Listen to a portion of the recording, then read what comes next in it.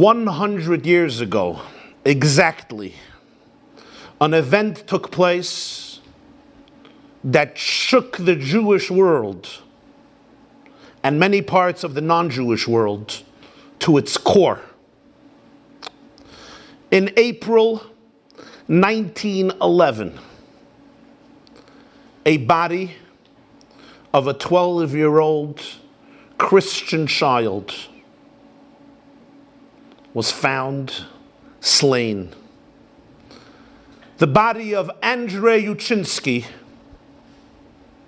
discovered dead 8 days after he disappeared one day going to school. The body was found in a pit near the city of Kiev, today the capital of the Ukraine.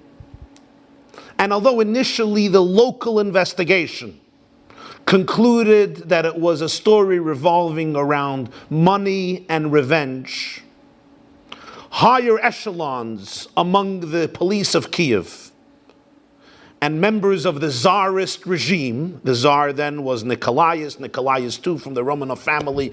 This is a few years before the revolution in 1917, which would overthrow the Russian monarchy, and ultimately the Tsar and his family would be executed, according to most historians. In 1911, at this time, there were patriots who felt that this was a great opportunity to remove attention from the corruption in the Tsarist regime and from the various trends around Russia which were seeking to remove control from the Tsar. And so a theory developed that the murderer of this child was none other than a Jew. And the evidence was produced. The child was found not far from a brick factory near Kiev. The famous brick factory owned by a man named Zaitsev, a Jew named Zaitsev. And Mendel Beilis was an employee in Zaitsev's brick factory. Beilis, the accusation was, murdered Andrei Yushchinsky a few days before Pesach, April 1911, Tafresh Ayin Aleph, and squeezed out from his young body 5 full glasses of blood in order to be able to bake Pesach Matzah together with Christian blood in the tradition of the blood libels that went back for many generations. The first recorded blood libel we know was created in England, in eastern England in 1149, in the 12th century. There was a Christian child, William, who was found dead, and a Christian monk named Thomas accused the Jews of Norwich in England in murdering William. And although the government then did not agree with this libel, but it opened up the theory in the box. And we know for hundreds of years later, Jews have suffered terribly as a result of this baseless idea of the blood libel that before Pesach they murder a Christian child in order to use his blood for matzah and also mix it into the 4 cups of wine to have Christian blood in it. And it's fascinating, till today in many parts of the Muslim world, this story is still propagated and written about and discussed almost as a fact. Actually, as a fact, the Jews need Christian or Muslim blood for their Pesach matzah.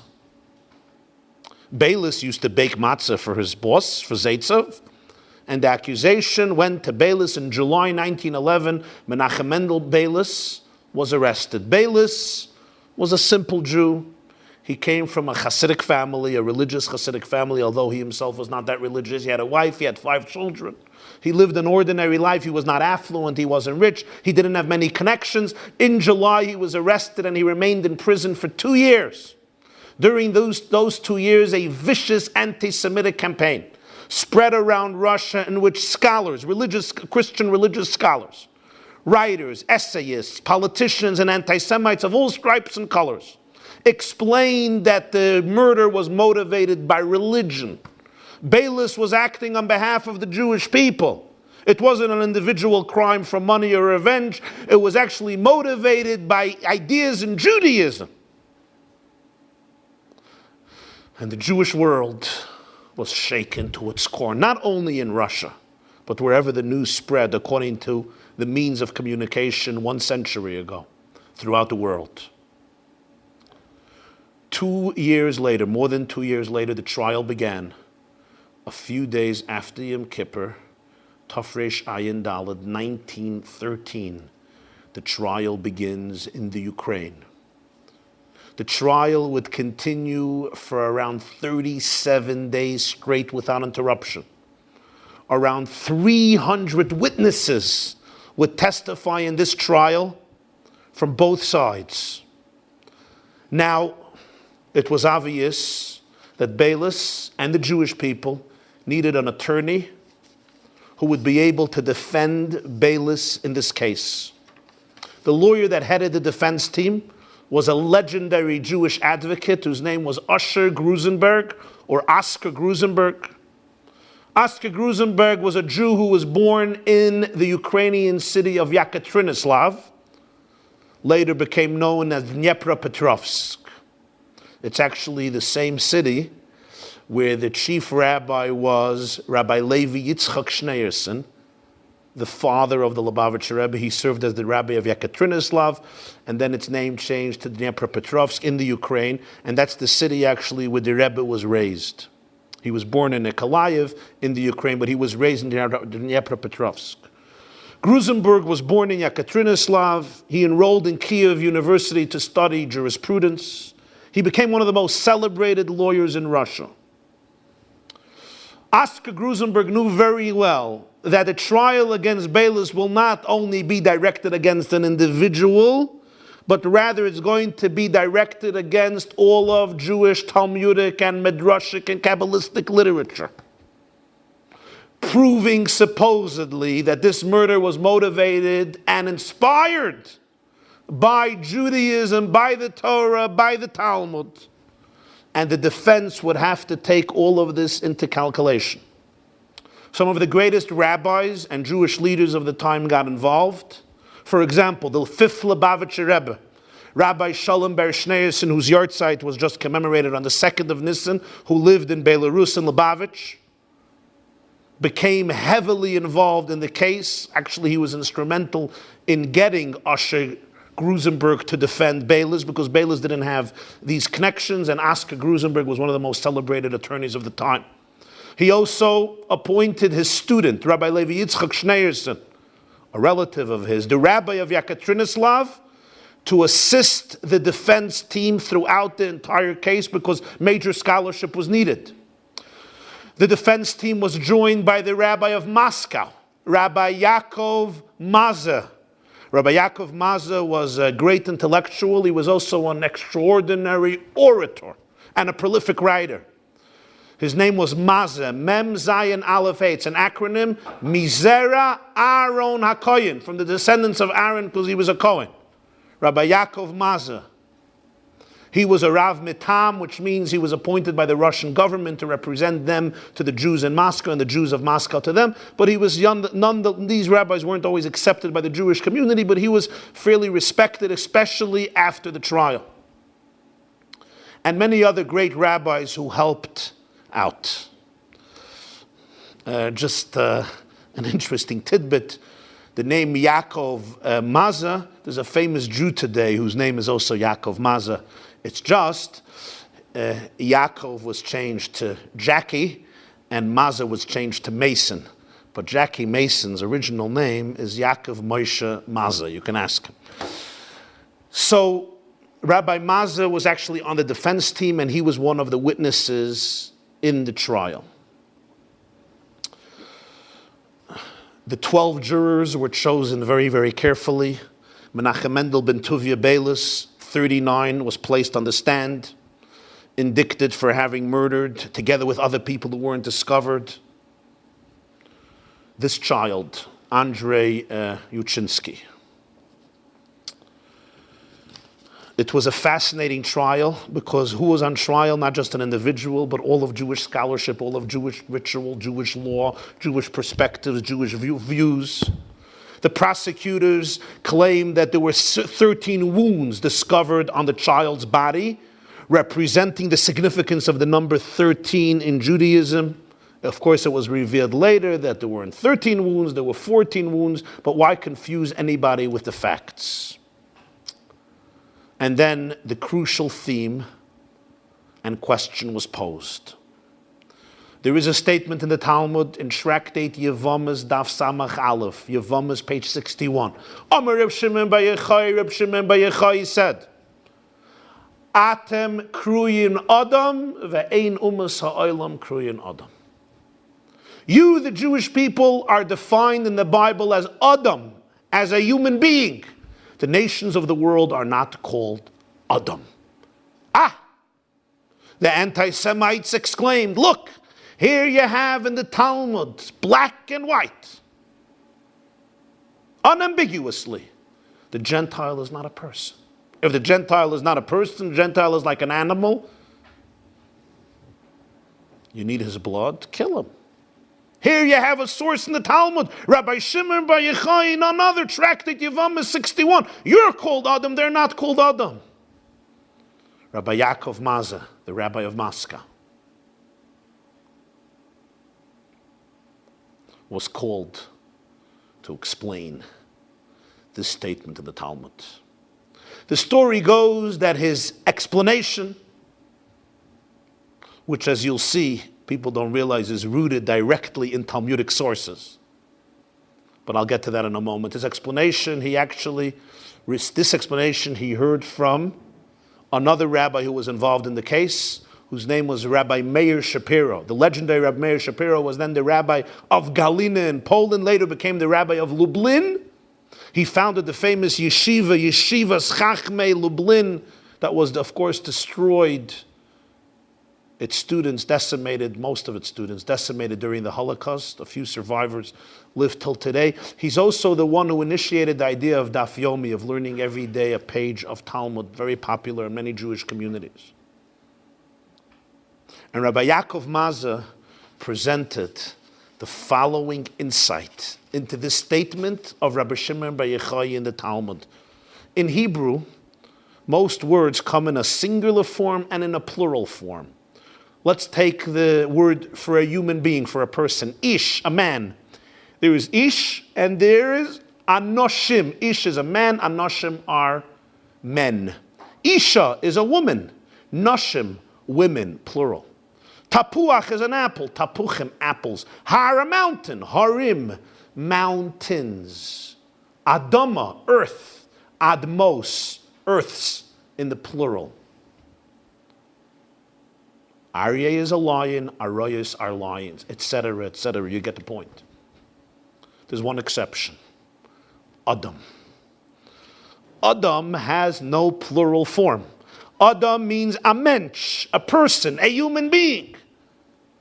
Adamim is not human beings.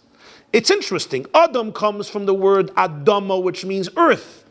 In its etymology, earth, we do have it in plural, admois. But the word Adam, as a person, has no lashon rabim. It does not come in a plural form, only in a singular form.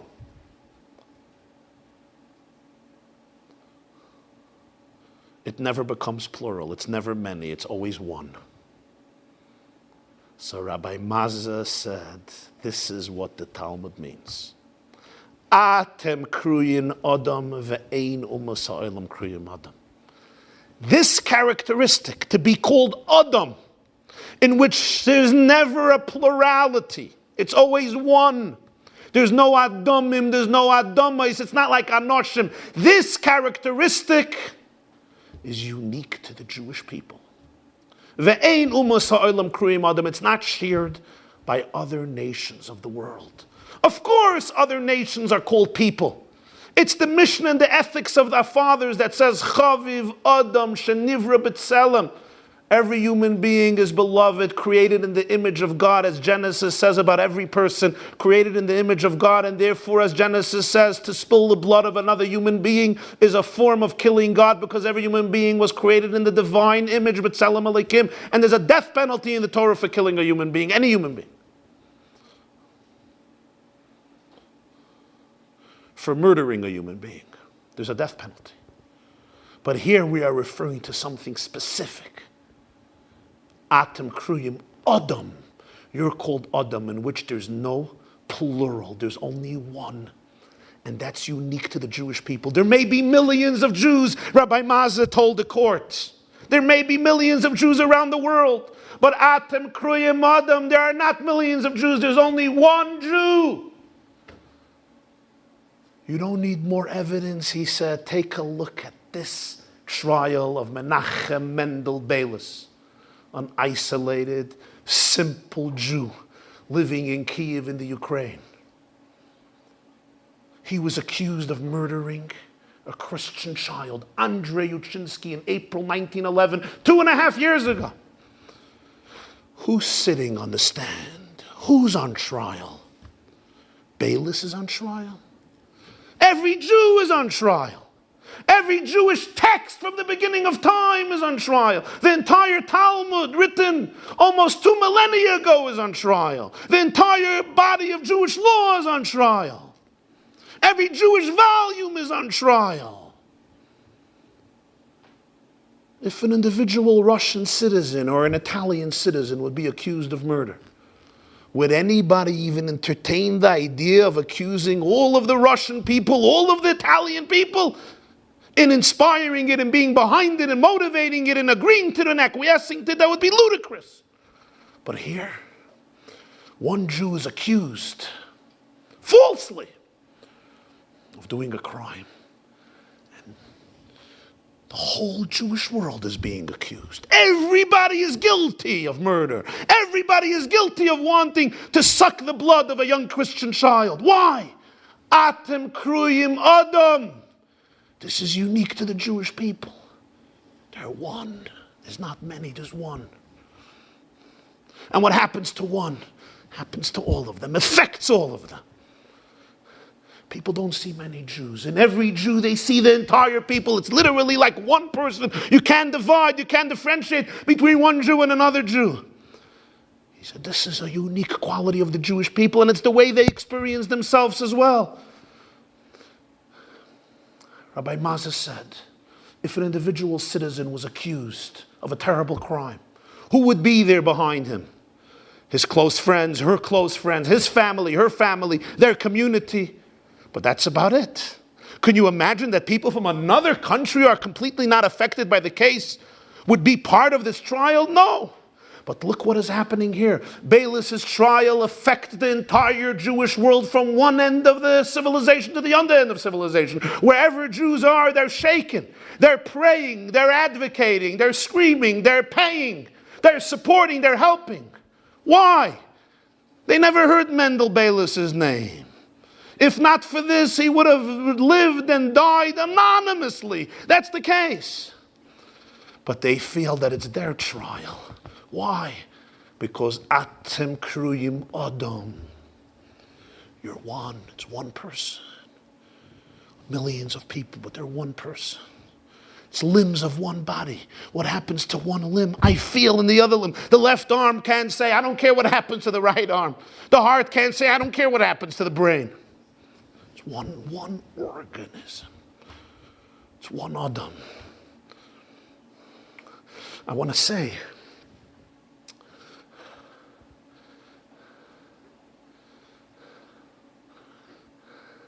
that this idea is actually clearly articulated in the Midrash. One of the earliest Midrashim before the Talmud is the Mechilta. And the Mechilta in Exodus, in the portion of Yisro, quotes the verse in Jeremiah where the Babylonian emperor Nebuchadnezzar, the one who destroyed the first temple in 586 BCE, before the Common Era, calls the Jewish people a sheep. Seh. And the Mechilta asks, why did Nebuchadnezzar use the imagery of a sheep to define the Jews.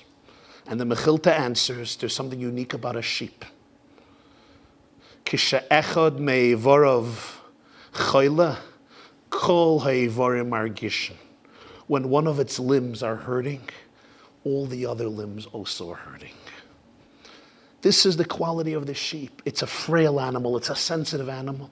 And when one of its limbs hurt, it affects the entire sheep. Other animals are very different. Says Nebuchadnezzar, the Jewish people are the same way. When one of them is killed, they all become sick.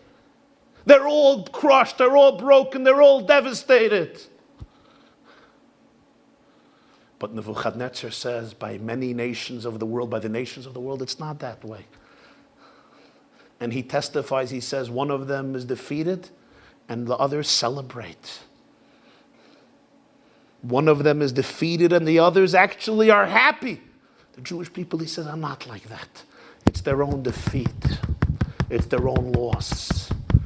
They're like a sheep. Sep Zura Yisrael. The Jews are compared to a sheep.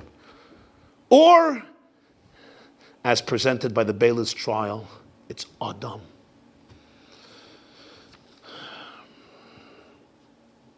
The explanation left a very deep impact on the court. After a long, long trial, the court threw out the charges which were clearly fabricated. Mendel Beilis at last was set free. He moved to Palestine at the time, Eretz Yisrael. Israel was called Palestine at the time.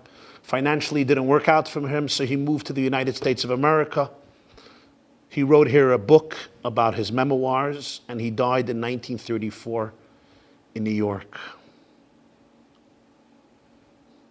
He has a child, a daughter, 102 years old.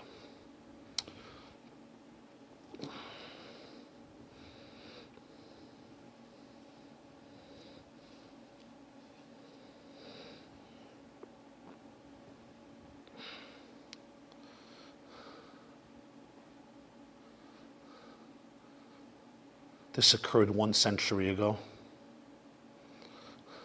in 1911. And today, 100 years later, we remember the story.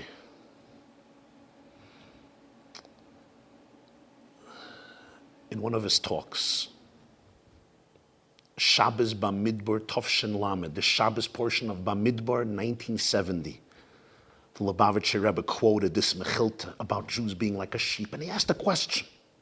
Why is it Nebuchadnezzar who said it?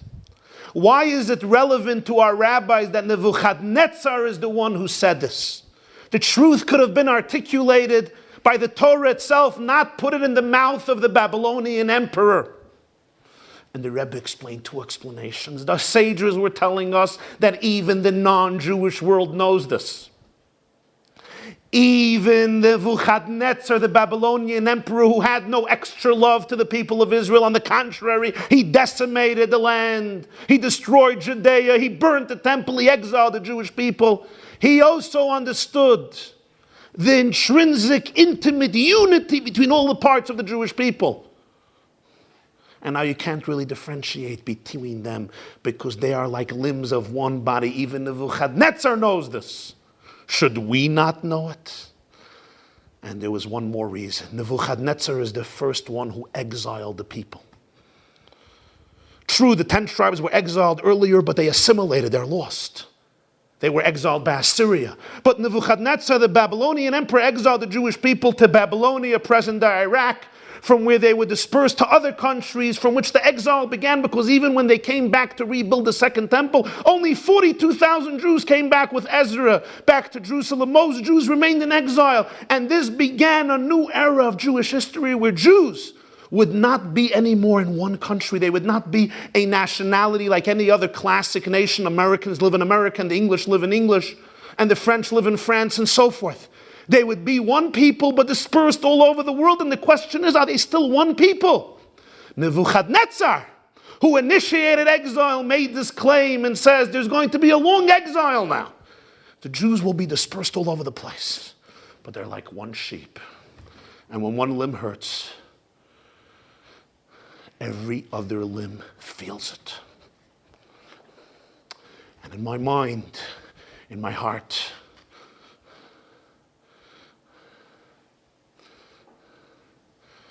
I feel that the Lubavitcher Rebbe,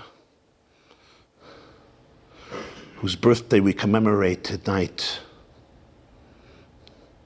whose presence graced the Jewish world and the world for so many years, above all of his accomplishments, his scholarship, his erudition, his activism, and so forth, this theme stood as one of the greatest ideas and passions that the Rebbe embodied and continued to teach. That when we look at the Jewish world, when we look at the Jewish people, we ought to see the oneness that encompasses the entire Jewish people, and how the path of isolation, the path of apathy, the path of detachment, the path of carelessness. Let me take care of my own family, my own community, my own type, runs contrary to the essential fabric of the Jewish people, which even the non-Jewish world knows. We are one nation. What happens to you affects me. What happens to me affects you. I am responsible for you because I'm part of you and you're part of me. Even when we're in exile, even when we're dispersed around the whole world, I may not know you. I don't know the name Beilis, but we're Adam, we're one person. The Rebbe's vision was always Atem nitzavim hayom kulchem lifnei Hashem Elokeich. You stand, all of you, everybody stands before God, and everybody has something unique to contribute. Every Jew has an indispensable contribution in the divine symphony called Knesset Yisrael. Everyone has their place of dignity.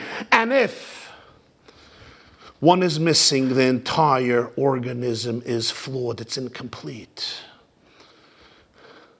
The former Prime Minister of Israel, Ariel Sharon, was the celebrated general. He now lies in a coma for quite a few years after a second stroke a few years ago.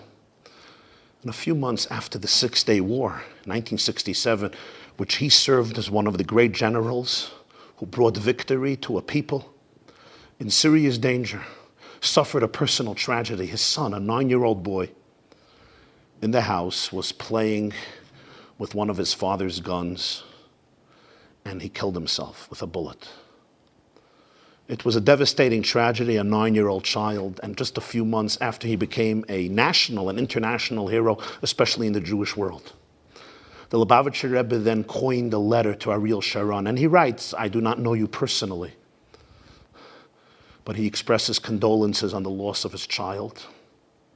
It's a beautiful, beautiful letter. Afterwards, they built a pretty close personal relationship. Mr. Sharon visited Lubavitcher Rebbe many times. But the Rebbe tells him one point I want to share with you tonight to illustrate this. He says when we visit somebody who's sitting Shiva, there is a traditional statement of condolences. Hamakim yenachim eschem b'soich shara v'elitzim v'Yerushalayim. May God comfort you among the mourners of Zion and Jerusalem. But who is talking about Zion and Jerusalem? Why are we addressing the mourners of Zion and Yerushalayim when we come and visit somebody who lost a loved one? Whether it is in England or it is in Europe, in the United States or in Australia, what's the connection to Zion and Jerusalem? And the Rebbe explained 3 points. He answered the question by 3 points. Point number 1. The loss of Zion and Jerusalem is not for an individual Jewish family. It's for the entire community of Israel. We were all broken when Jerusalem and the Beis HaMikdash, the temple, were destroyed. We never recovered. We're all in exile. It's not just the loss of people who lived in Jerusalem and had a good view of the Beis HaMikdash. It affected the entire Jewish world. It affected the whole world. And hence, every death affects the entire Jewish world. Whoever, God comforts you among the mourners of Zion and Jerusalem, because all the Jews suffer the loss, some consciously, some unconsciously, some more directly, some more indirectly. But it's one body, and when a piece of the body is gone, it affects the entire body. We're Adam, we're one person. as many differences of opinion as there are between us. We are one person. And then the Rebbe gave another two answers. One is that just as Zion and Jerusalem were burnt physically, but the spiritual Jerusalem still lives in everybody's heart. When a person dies, their body dies, but their soul lives on.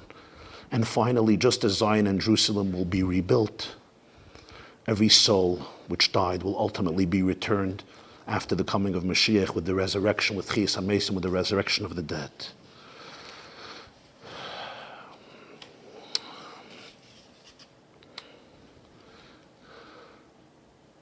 This then remains the battle cry, one of the great battle cries of the Lubavitcher Rebbe, to always remember, Atem Kruyim Adam. We are one people. We are one. Let's treat each other that way. L'chaim.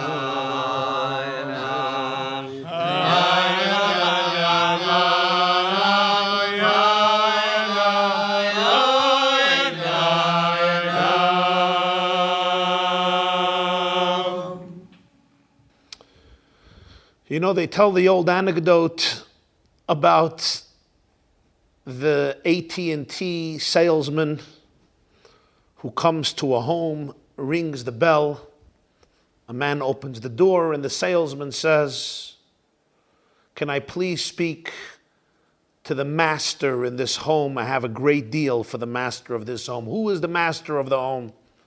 And the man says, you came exactly at the right time. Wait here for 5 minutes, because this exact question is being decided in the kitchen right now. This April marks another unique anniversary.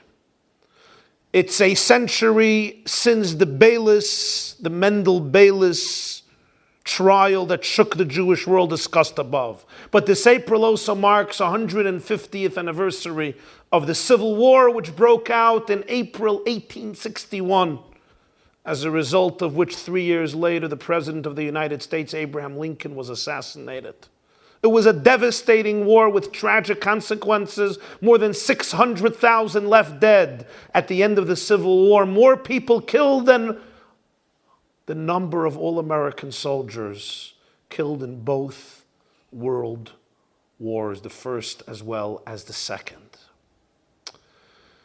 Of course, the Civil War is a very heated topic in U.S. academia, in history books. Many, many works have been written.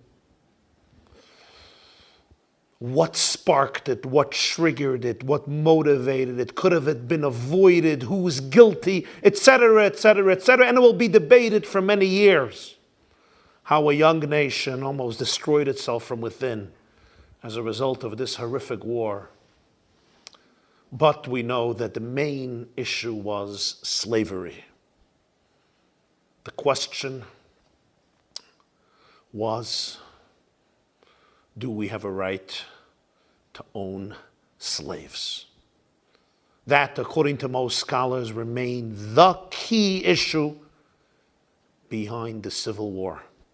I want to mention that the Rebbe, the Lubavitcher Rebbe, once at a Farbrengen, at a Shabbos gathering, speaking about the name Abraham and how Jewish children ought to be called by their Jewish names, so Abraham should be called Avraham, mentioned the fact that there was an Abraham, a president of the United States, who he defined then publicly as one of the Chasidei Umas Ha'olam that Yeshlam Chelik Lo'olam Haba, one of the great pious of the nations of the world, who according to the Jewish tradition have a part in the world to come, referring to Abraham Lincoln, who freed the slaves.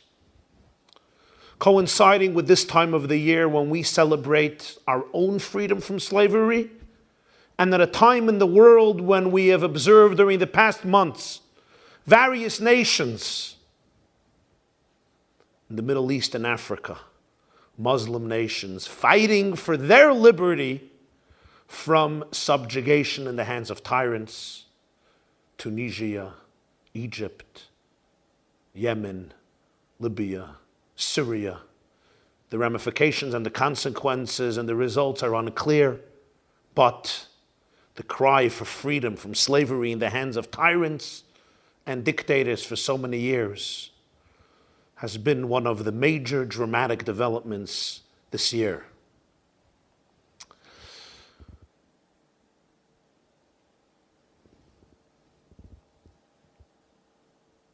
And here, I want to share a very powerful insight. What is freedom in the Jewish tradition? There are two words for liberty in our tradition. One is chofesh and one is charus. Pesach is called in the prayer books Zman Cheruseinu, the time of our freedom, the time of our liberation. Charus means liberty, freedom. But there's another word for freedom called chofesh, also in the Bible, also in the Torah. A slave after 6 years, a Jewish slave says, Lo eitzei lachafshi, I don't want to go out to be free. In fact, in modern Hebrew, chofesh is the word for vacation. When you're freed from the burdens of work, your job, your office, and you go, Ani yotzeh lechofesh, I'm going on vacation. It's called chofesh and the word chafshi. But Pesach is called not Zman HaChofesh, Zman Cheruseinu, the time of our liberty. What is the difference between Cherus and chofesh? The difference is very profound and very dramatic. The word chofesh, the etymology of it is the word chapes, to search. Lechapes, to look. Concerning Chametz, it says we're instructed to look, lechapes, to search for the Chametz. Searching, chipus. The word charus, the etymology of it is charus, engraved. There are two types of freedom, and this is critical to understand. There is what we call negative freedom, or passive freedom, and then there's positive, active freedom. One definition of freedom is that the yoke that has been previously placed on my shoulders is removed. So I'm free from the impositions, I'm free from the burdens, I'm free from the subjugation. I don't have anymore this duty, this responsibility, which I did not choose, I did not want, it was coerced. And now, this is gone. So what's the definition of freedom? It's not an active definition, a positive definition, it's a negative one.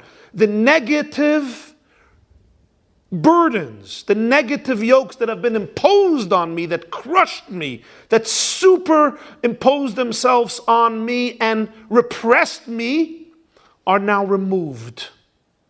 So I am free to do what I want to do. This is called chofesh. But now the question is, what do I do with this freedom?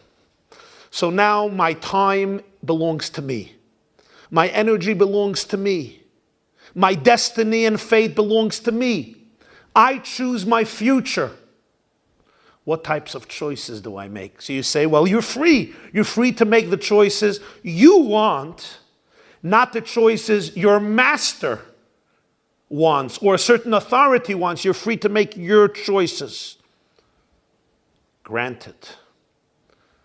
But what do I want? A person is influenced by very many forces. I have instincts. I have habits. I may have addictions. These are my wants. And we all know I can become a slave to my instincts, to my addictions, to my proclivities, to my cravings, which will ultimately undermine me and destroy me. I can become a slave to peer pressure. They interviewed a 104-year-old woman. And they asked her, what's the best thing about reaching this ripe old age of 104? And she said, no peer pressure. There's peer pressure. There is cultural pressure. There's pressure of the environment. There's the dictates of what the media or the people in my sphere believe to be cool, right, sophisticated, developed.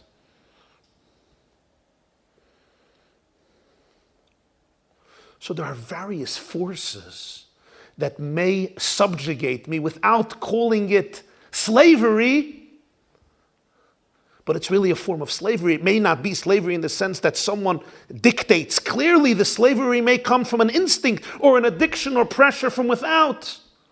What about fear? If I'm doing something or not doing something out of fear, so I'm a slave to my fear. It's another form of slavery. Or what about a slave to guilt? Or shame, or insecurity, or pain, or hate, or bitterness, or resentment. Are these not forms of slavery? And it's all based on one cause, chofesh. I'm free, but I'm searching. I'm searching for who I am. I don't know who I am. Real freedom means that your life is an expression of your deepest core, of your deepest essence. Charus. You are in touch with that which is engraved in you. That which is truly part of you.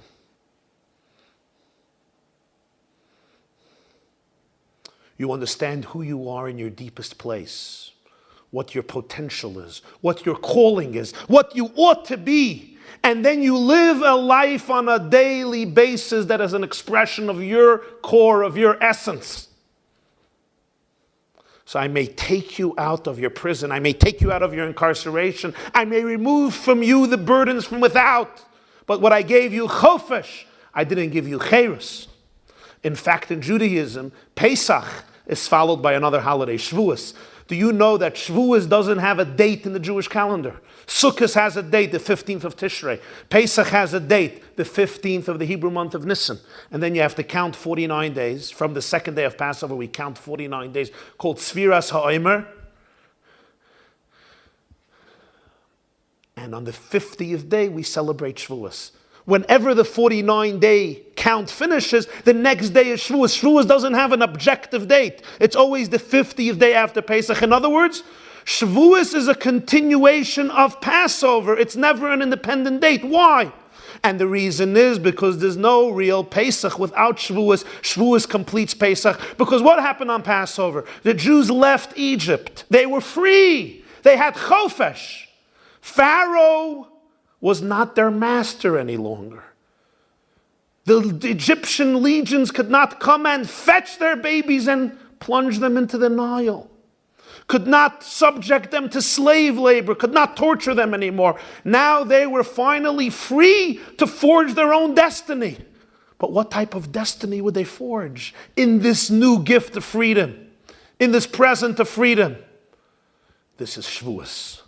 Shavuos, the Jewish people stood at Sinai, and they accepted upon themselves the divine constitution to live up to their deepest potential as human beings and as Jews, to become a mamleches koyanim v'goy kadosh, a kingdom of princes and a sacred nation. Not slaves to their external cravings, habits, fears, insecurities, complexes, resentment, hatred, but expressive of their deepest core. Charus. Passover leads to Shavuos. There's no Pesach without Shavuos. You have the component of chofesh, you're missing charus. And the true celebration of Pesach is, God tells Moses, when you take the nation out of Egypt, they will serve God at this mountain. They will not only leave Egypt, they will also come to the mountain and do something with their freedom. Do something productive and meaningful. They will now choose to live a life in which they're not slaves to Pharaoh, but they're servants to the divine, servants to God. Servants of the reality of reality, reflecting the ultimate truth of the cosmos, the ultimate truths of themselves, which is the godliness at the core of the world. What does Moses tell Pharaoh? Shalach es ami v'yavduni. Let my people go. Famous slogan, let my people go, but there's one more word, v'yavduni, and let them serve me. Many young people today have a lot of freedom. Lots of free time. But are they free? Are they living free, liberated lives? Do they don't substitute one slavery with another form of slavery?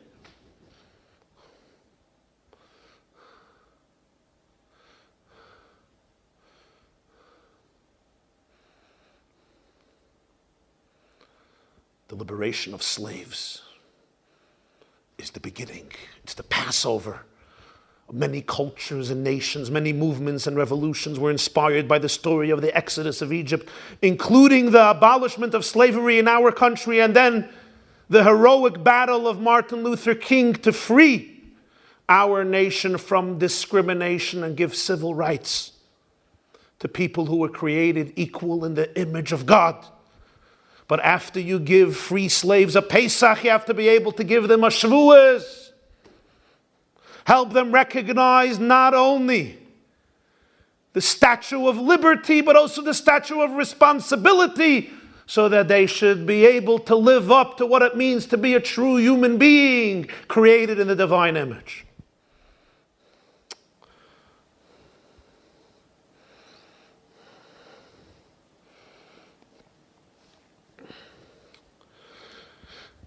So for this, you have to know what a human being is. You have to understand what a human being is.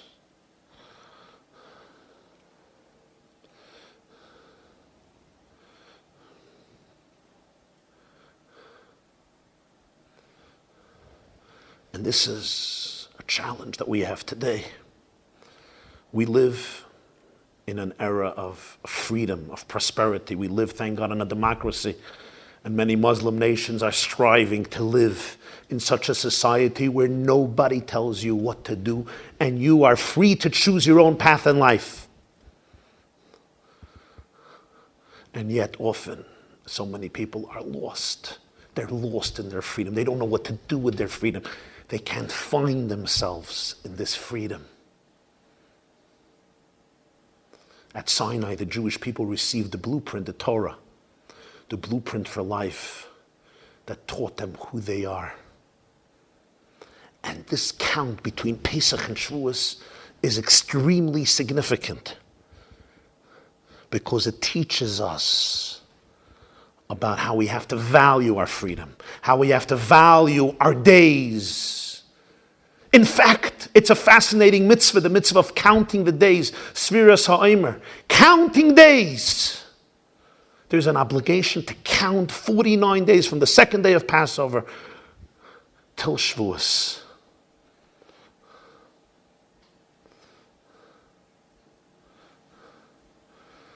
And let's watch and hear how the Lubavitcher Rebbe once articulated this idea in a public address in honor of his 80th birthday on the 11th of Nissan, 1982. Und bei Hormor kommt noch zu, a Limud Niflo, wo das die Gorne geht, Beiker und Neche Kol Jemeisa Shona. Sag ein Linie jetzt mit der Pschute, der Linie von Sfiras HaOmer besteht, als zählt Tag, nicht zählt Maisi, nicht zählt Biburi, nicht zählt Machshoves, zählt Tag, c'est ein Tag, danach durchgegangen noch 24 Stunden. Zählt und sagt, dass es in 2 Tagen, und danach durchgegangen noch 24 Stunden. Zählt und sagt, dass es schlechte Jahre, was jeder ein Jene jetzt mit der Pschute, beschaß Mechaven und den Pirush Amilis in der Cheder kommt, dass immer in was besteht die Mitzvah, da steht die Mitzvah ab 10 Tag, wo sie das im Ganzen nicht verstandig, mit Betracht sich in was besteht die Sache von Zählen, bepasst es. Das zu bewahren, soll nicht verlieren, man soll dem nicht können zunehmen, und soll wissen, wo hält, soll können etwas aufstehen der Sache. Der ein und einzige sachliche in der Welt, was ein Mensch hat auf der Luft geschlitten nicht mehr kann das beim Zunehmen, nicht kann das verlieren, und nicht beim kann zunehmen, ist das die Zeit von Zman. Als geht durch eine Rege und ein Misles, ist im Ganzen kein Balabos nicht. Zieht der Misles, wird durchgehen, sie nicht durchgehen, hängt nicht davon her. Elam kim in Hoge nei, und der Rebester hat angestellt, Beilis Trial, und der Rebester angestellt, dass geht, a Rege noch a Rege, nicht mehr und nicht weniger, nicht auch in 2 Gorin bebasachas. Und nicht so, als a Rege soll gehen verloren, wo ein Teira Semme sagt, dass Beilis Trial. Fragt sich Chochen, wenn noch in der Scheile, was kommt zu von Zählen? Nicht kann das verlieren, nicht kann das beim Zunehmen, nicht kann ihn darauf mäßig sein. Afal Pekein sagt er, dass es eine Mitzvah, und na jede sind darauf mechuja, auf Zählen Tag. Wo der Bier, was ist, an der Tag, hat in sich ein Tachlis, wo dort der Tachlis lo Eimer, der Mann sagt, als hat gebracht an Minchas Eimer, mit allen Protim Shebedover, und Neber zählt nicht im Tag lo Eimer, verliert er dem Tag.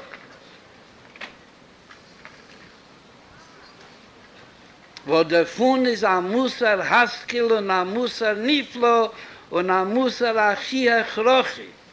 Aber ich als Ayid guckt auf den Säger und das geht ihm nicht ein Träßel, als geht durch ein Rege, was guckt auf den Säger und tut gar nicht.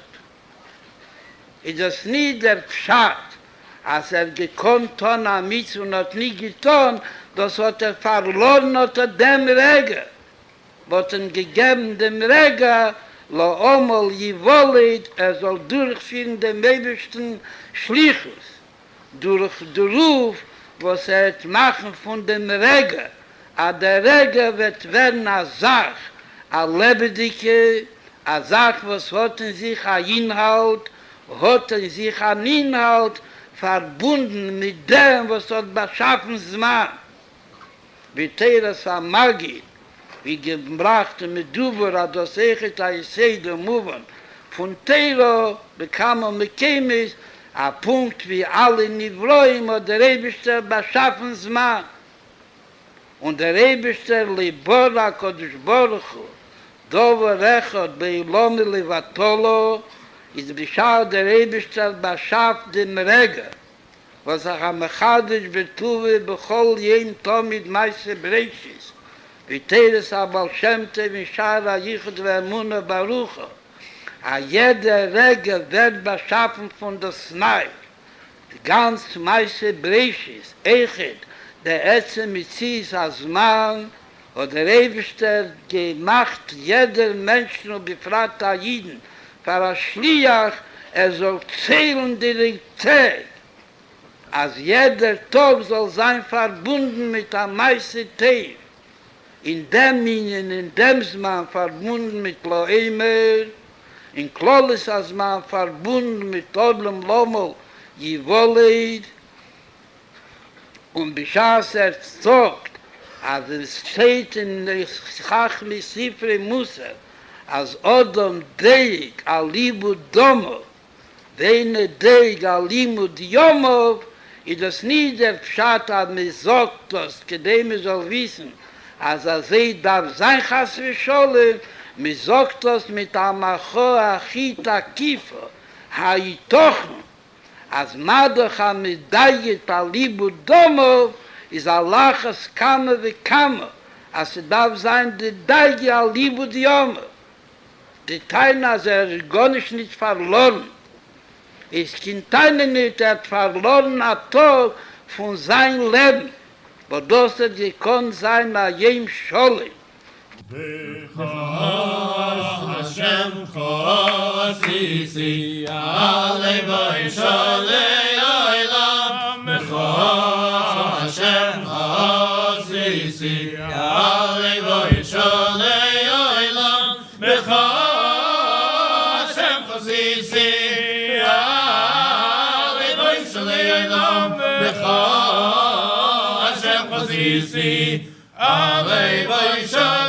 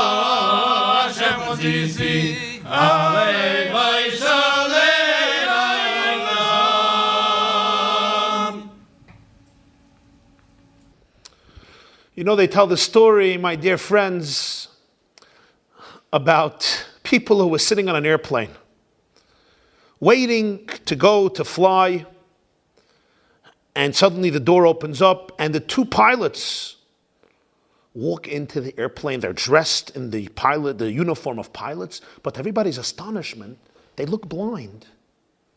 They're walking into the airplane with a stick, feeling with the stick where they're going, and people first thought, maybe they're not the pilots, maybe they're just here, but sure enough, they go into the cockpit, they sit down.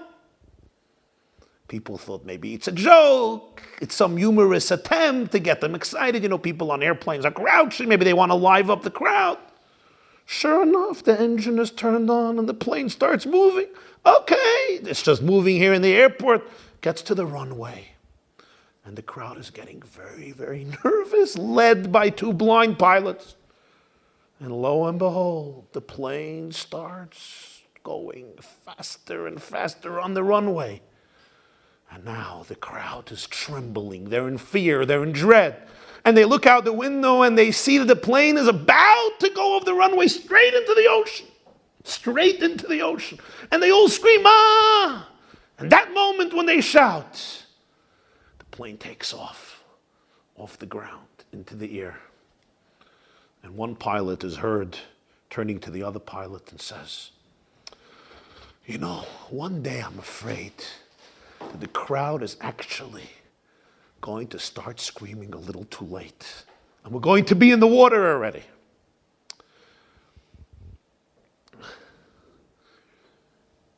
Did you ever consider the fact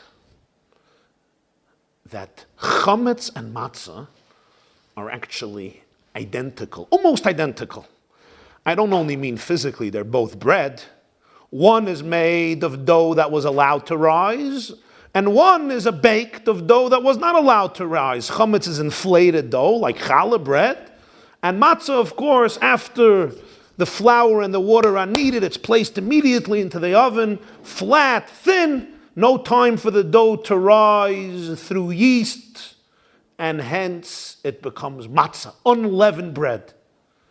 But reflect a moment on the Hebrew words. Chametz has 3 letters, ches, mem, tzadik. Matzah has 3 letters, mem, tzadik, hey. 2 of the letters are identical. Mem and tzadik exist both in the word chametz and in the word matzah. The difference between the 2 is, in matzah there's a hey, and in chametz there's a ches. Matzah is mem tzadik hey. Chametz is mem tzadik and a ches in the beginning. Which letters in the Hebrew alphabet are the most identical? Hey and ches. They both have a roof on the top and 2 legs coming down from the roof and an opening on the bottom. The difference between the 2 is ches is sealed from all 3 sides. The roof, 2 legs come down from the roof, and on the bottom it's open. A hey also has a roof and 2 legs coming down, and it's open on the bottom, but on the top, between the roof of the hay and the left leg, there's a little opening. Which means essentially that in the Hebrew tongue, in the Hebrew language, matzah and chametz are virtually identical, almost I should say. The mem and the tzadik are completely the same. The hey and the ches are almost the same.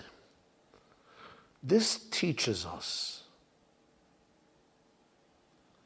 the difference between chametz and matzah, between egotism, between arrogance, between excessive self-consciousness versus an ego that is healthy, that is saturated with humility, with sobriety, with perspective. The 2 are almost equal, but there's one small difference between the 2. In life, we fail, we fall. Look at the hey and the ches again. They're open on the bottom. We always stand at the edge of the abyss. We're capable of making mistakes, of stumbling, of failure. This is inherent to the human condition. We fall. The question is not whether you fall or you don't fall. Fall, we do. The question is what we do with our fall. Here is the difference between the hey and the ches. A chametz person A person with a big ego, with a sense of arrogance, once they fall, they have no way of getting back in. Why? Because a person with a big ego has a very difficult time acknowledging their vulnerability, their mistakes, their errors. The verse says in Proverbs, Al kol pshoyim techas ha'ava, self-love blinds us to all of our mistakes, to all of our sins. And therefore, when we fall, we cannot really acknowledge that we made a mistake. And even if we acknowledge that there was a mistake, we have other people to blame. We blame our spouses, we blame our parents, we blame our siblings, we blame our rabbis, we blame our communities, we blame our families. There's always somebody to blame. I am a victim of somebody else's behavior. And even if I don't have anybody to blame, I have only myself to blame. I often will not have the humility to seek ways in which to mend my ways, which requires a lot of humility and vulnerability. So the ches person has an inflated dough, an inflated ego. You fall, and once you fall, there's no way of coming back in. The hay person, the matzah person, also falls. But when you don't have a big ego, when your ego is healthy and balanced, you fall, and you climb up, and you crawl into the circle of life again. Because to be human, to be Jewish, does not mean to be perfect. It means to be accountable. In life, don't be perfect because you will not be perfect. But be accountable. Be present. What is the difference, they say, between children and adults? Children don't harbor grudges. Adults harbor grudges. How many times did your child tell you, Mommy, I hate you. I'm never talking to you again. Tati, I'm not your friend.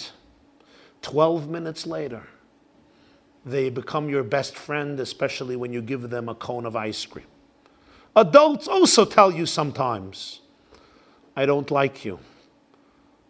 I'm not going to talk to you ever again. 12 years later, they're still not on speaking terms with you.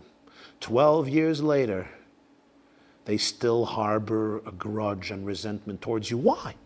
Children are supposed to be far less mature than adults. Why is it that children let go of their grudges instantaneously, where adults harbor them for weeks, months, years, sometimes decades, and if we would live long enough, centuries? And the answer given by the great mystics is that children choose being happy over being right.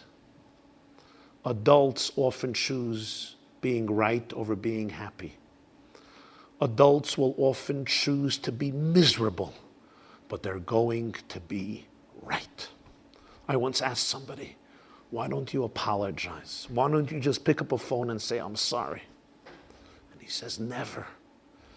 The other side will think that I am wrong, and I will never allow them to think that I am wrong because I was right. So this person suffers from a void that will not let go of them, a relentless void that makes them miserable and unhappy.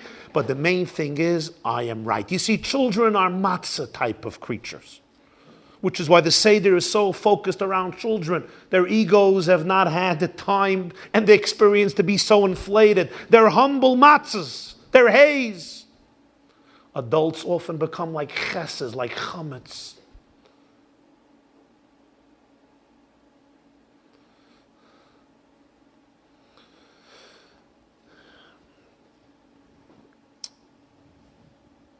The ego expresses itself in many, many ways. Sometimes it expresses itself in arrogance. Sometimes it expresses itself in fake or displaced humility. Sometimes it expresses itself in excessive self-consciousness. I always feel myself in every situation. Every situation is about me. There was a man who came to the Holy Tzemach Tzedek, the third Lubavitcher Rebbe, and he said, everybody steps on me. And the Rebbe said, no, they don't step on you. It's just you spread yourself out everywhere. So wherever anybody steps, you perceive it as them stepping on you. Sometimes that itself comes from terrible insecurity. The person does not know their position in this world, and therefore they have to be everywhere because they feel that they're nothing. And sometimes we become very, very self-conscious, always focusing on the self in every situation. I come to a wedding, I come to a class, I come to a lecture, I come to shul, I come to a mitzvah, I come to this event, that event. And I can't liberate myself from myself. That's a form of unhealthy ego. I don't know my place in this world. I don't understand my real internal value. Sometimes the greatest egotism comes from the greatest misplaced humility. And all of these situations don't allow me to rebuild, to come back into life after I fall. For this I need a hay. So this Pesach, try to follow this exercise. Before you respond to any question, to any remark, to any form of perceived or real criticism, tell yourself, I don't want to respond with my Chametz, I want to respond with my Matzah. I don't want to respond with my ego. I want to respond with my true inner self. Ego is an acronym of easing God out. When somebody tells you something, your spouse, your child, somebody else, this Pesach, do an exercise. Before you comment, before you attack, before you respond a certain way, before you run away, ask yourself, is your response now coming from an ego place, or it's coming from an inner godly place? Is it coming from your external ego that is essentially insecure and doesn't know who it is? It's really a substitute for your true self? Or is it coming from your deepest self? Is it coming from your ches? Or is it coming from your hay? When we can start responding not from an ego place, but from a genuine place, we will find the ability to climb back up and regain a new lease on life. Because the problem is not that you have fallen. The problem is not that you ruined things. The problem is not that you destroyed. The problem is that you don't have the courage to be accountable. That you're protecting something you don't have to protect. You're protecting a fake sense of self called the ego, easing God out. And you're protecting it through these methods of trying to create a self that doesn't really exist. If you open yourself up, you open your heart, and you let yourself truly grow, you let yourself listen, and you're not going to melt away in the process, because your true self, your true value cannot be destroyed by something wrong you did or a mistake you made. Your true value as a human being created in God's image, as a creation of God, as a reflection of God, remains regardless. Open yourself up to that. That being needs not cover-ups. It needs not to fake defense mechanisms. It can be vulnerable and strong. On the contrary, when it's truly vulnerable and naked and raw, it becomes really strong. And then you can get back into life. Like a hay, like matzah. You can get back into life and give yourself a second chance to truly live with freedom, with wholesomeness, and with happiness. L'chaim.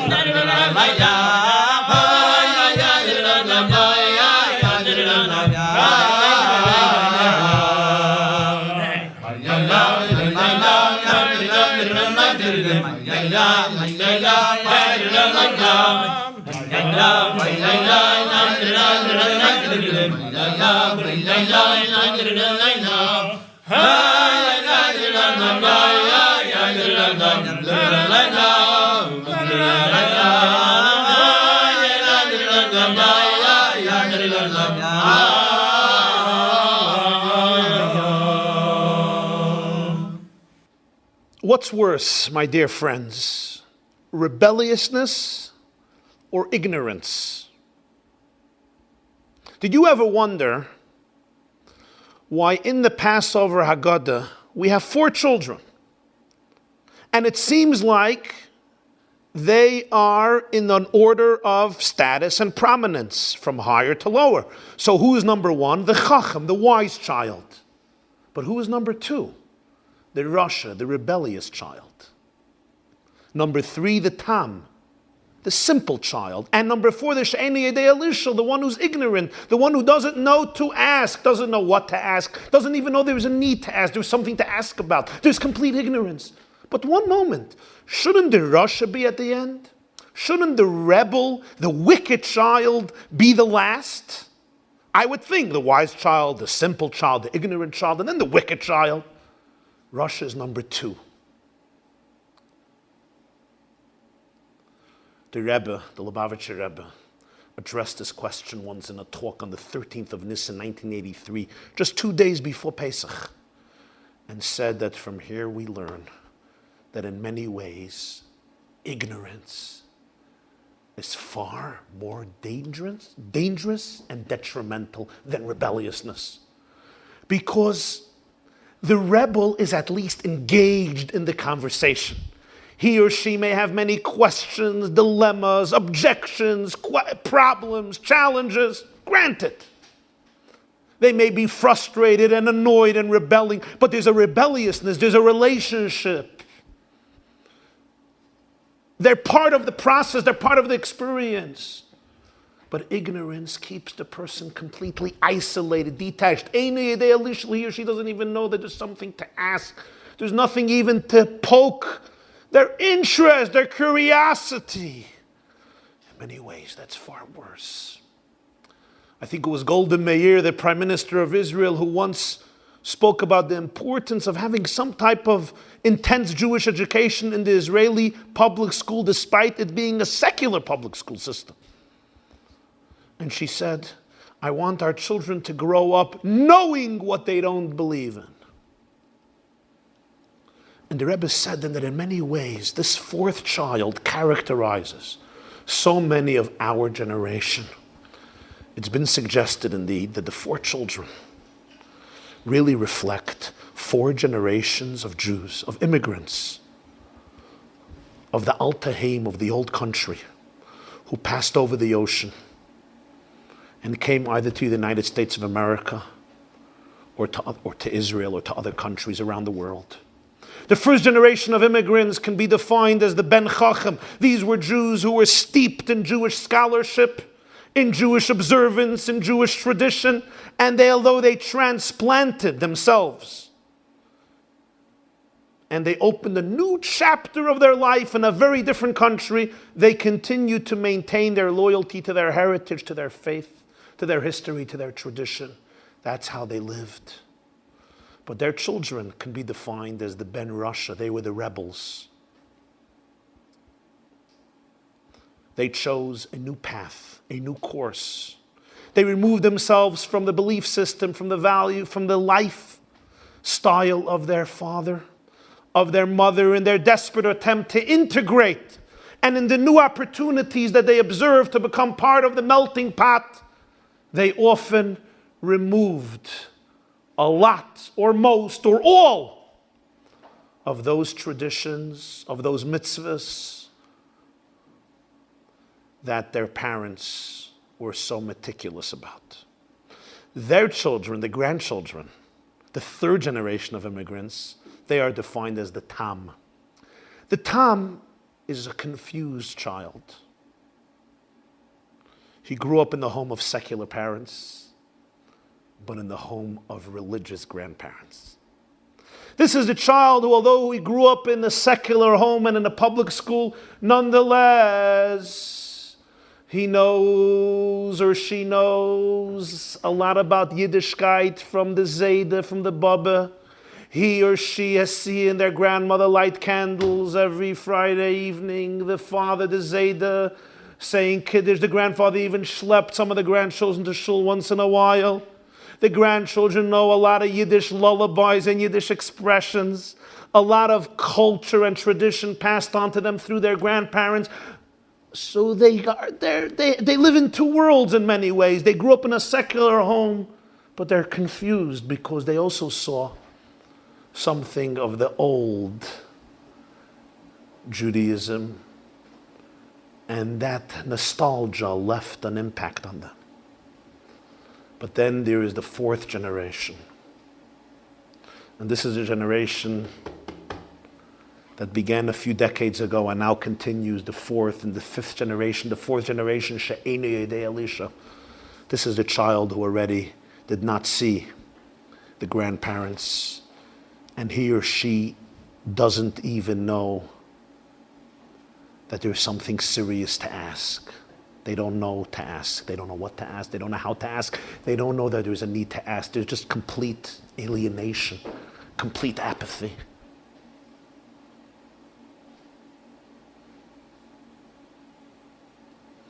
And in many ways, the Rebbe suggested this has more tragic ramifications even than number two, because number two is involved in the story even if in a negative way.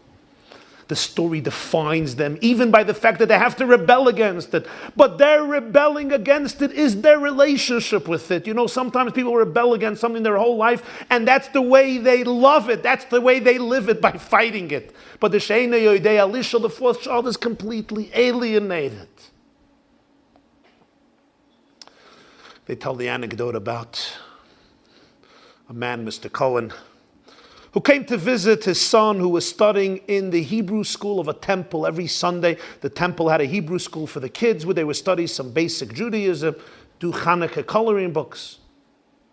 And the father came to visit his boy one Sunday afternoon, and he meets him in the hall. Hey, David, how are you? Great, Dad, to see you. David, how is Hebrew school treating you? David says, Daddy, it's great. He says, David, tell me, I want to ask you a question. Who broke the tablets? The boy looks at his father and he says, Daddy, I swear to you it was not me. I did not do it. I didn't do it. The father gets very upset. He goes into his classroom, meets the teacher, says, are you the teacher of my David? Yes, I am, Mr. Cohen. Do you know I asked my child who broke the tablets? And you know what he tells me? He tells me, it was not me. I swear I didn't do it. I didn't even think of doing it. What type of teacher are you? And the teacher looks at the distraught father and he says, I have known your son now for 7 months. If he said he didn't do it, he didn't do it. An infuriated father runs into the principal's office. You are the principal of this lousy school? I ask my son who broke the tablets. He says, I didn't do it. I ask his teacher what is going on. His teacher says, if he said he didn't do it, he didn't do it. Aren't you ashamed with this school that you lead? And the principal looks at him with a face of compassion and sensitivity, and composed yet attentive. He says, Mr. Cohen, I understand your frustration and I'm so sorry. I want to promise you right here at this moment that we will compensate you for the broken tablets. We are so sorry that they broke. Just give us a receipt and we will pay you back for these broken tablets. Ignorance.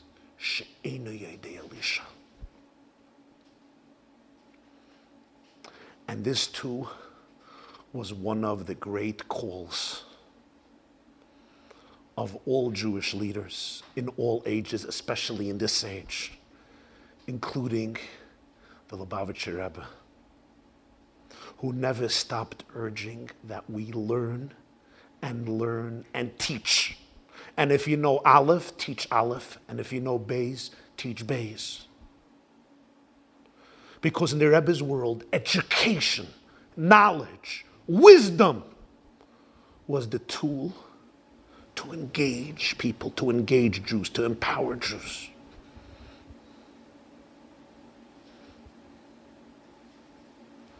So that even if we don't have all the answers, we can at least know that there's so much to ask. And we can ask the questions. And here, since I'm a Jew, I'm going to make a commercial that recently we at theyeshiva.net have expanded our series of classes and courses on Judaism, and every single evening you can find there another new class or course by great teachers on various parts of Torah and of Judaism, whether Talmud, biblical studies, law, psychology, and so forth, spirituality, Hasidism, to learn, to explore, both for advanced students, for beginner students. This is on www.theyeshiva.net. And tonight, at such a great time, I urge you all to engage more in learning, in discovering, in exploring, so that we at least know to ask. They once asked a Jew, what's the difference between ignorance and apathy? And he said, I don't know, and I don't care. Ignorance breeds apathy. Knowledge and wisdom breeds caring, and it breeds inspiration.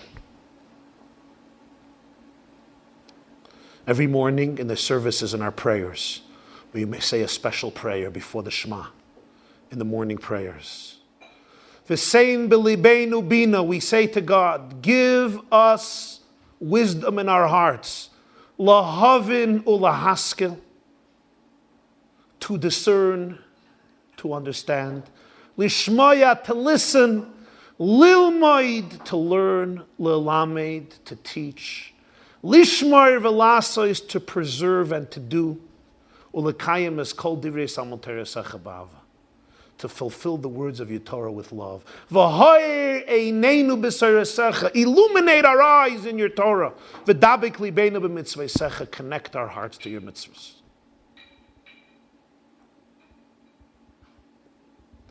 Came the Rebbe at that talk and said, you're in a generation where she'enu yedei elishel, so many people don't even know that there's a question. Lest you think that you could isolate yourself, you're going to live among people who are learned, who are educated. Comes the Haggadah and says there is a fourth child who doesn't know to ask, at psachloi. You must open up the window. You must build bridges of mutual respect, of mutual understanding. Engage him or her. Trigger their interest, trigger their passion. Find every method to bring them in so that they could begin to study, begin to explore, begin to ask. At psachloi, they may not ask, but it's your responsibility, it's my responsibility to open the window, to open the door, to build a bridge, and to bring in even this child to the Seder table and help him or her explore and discover the majesty and the depth of Judaism. The Rebbe asked that everybody become a teacher.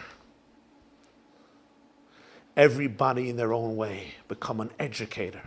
Everybody in their own way share wisdom, depth, Torah, and inspiration with somebody else, to kindle sparks, to illuminate lives, to embrace souls.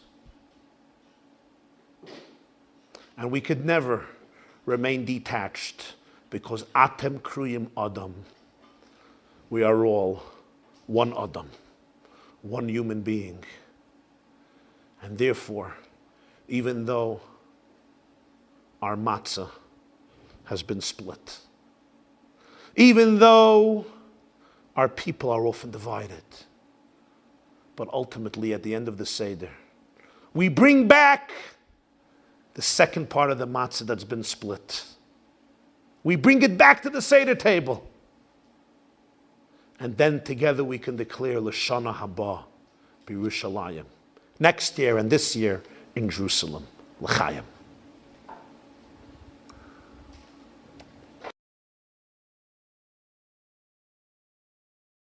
Ein Ding von Hakone, du noch im alten Rebbe sind.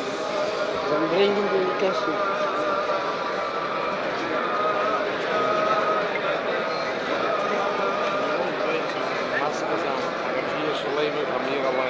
Dan hebben we voor gegeven en voor slim.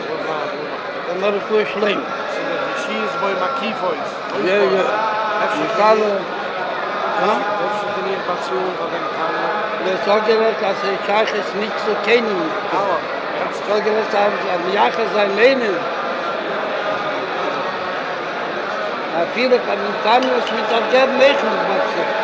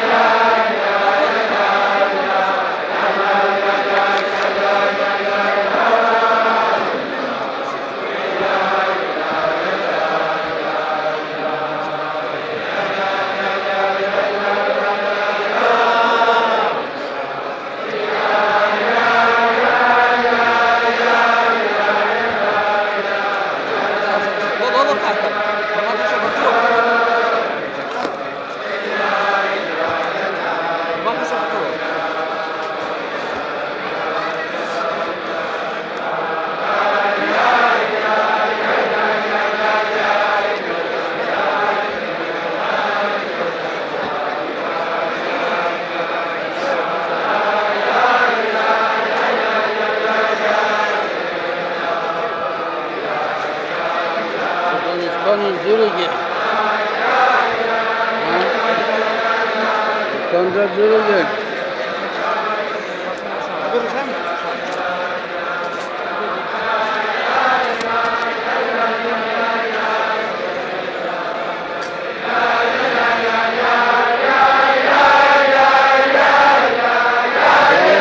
Zweite Seite tief und wir können zurückgehen.